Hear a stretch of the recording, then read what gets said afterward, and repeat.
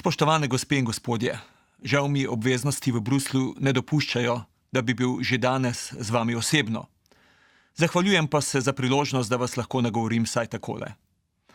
Morda že veste, da bom imel jutri v popoldanskem času priložnost obiskati sejem in si ogledati bogat razstavni program.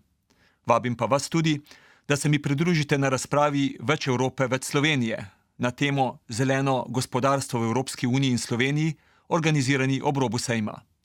Na njej boste lahko izvedeli več o prehodu na zeleno gospodarstvo in učinkoviti rabi virov, ki sta tudi osrednji temi prvega zelenega sejma tu v Gornji Radgoni.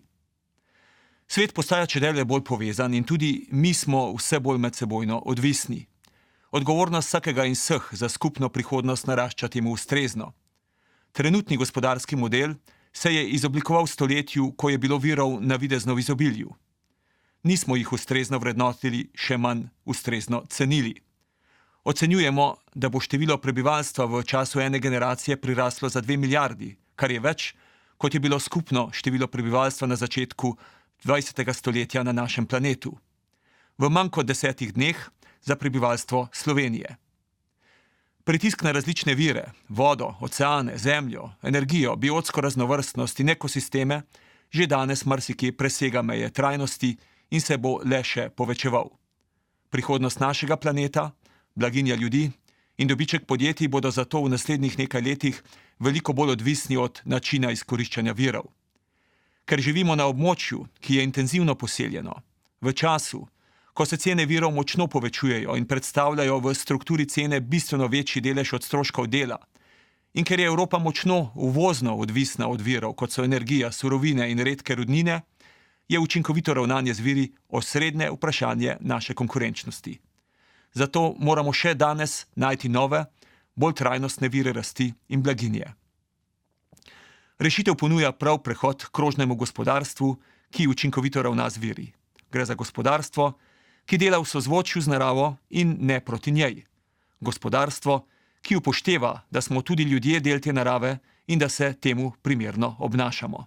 Na ravni Evropske unije smo gospodarno rabo virov postavili v središče naše strategije rasti. Naš cilj je, da opustimo način proizvodnje, ki temelji na izkopavanju, proizvajanju, uporabi in metanju odpadkov stran in razvijamo model, ki bo spodbujal ponovno uporabo in sistematično spreminjanje odpadkov nazaj v nove surovine, ki se ponovno vrnejo v proizvodni krog. Letos bomo predlagali vrsto ukrepov, ki bodo določili našo pot proti krožnemu gospodarstvu za Evropo. Zelena delovna mesta in zeleno podjetništvo bodo zagotovo v jedru našega pristopa. Slovenija je v dobrem položaju, da izkoristi priložnosti, ki jih ponuja prehod v krožno gospodarstvo. Opažam, da se tudi pri nas čedalje bolj povečuje zanimanje za zelene teme, o čemer konec koncev priča tudi današnji dogodek, ki v središče postavlja trajnostne tehnologije in način življenja, ki v celoti upošteva potrebo po boljšem okolju. Prepričan sem, da si lahko na teh področjih prizadevamo še za več odličnosti in tudi okrepimo uspešnost na področju ekoinovacij.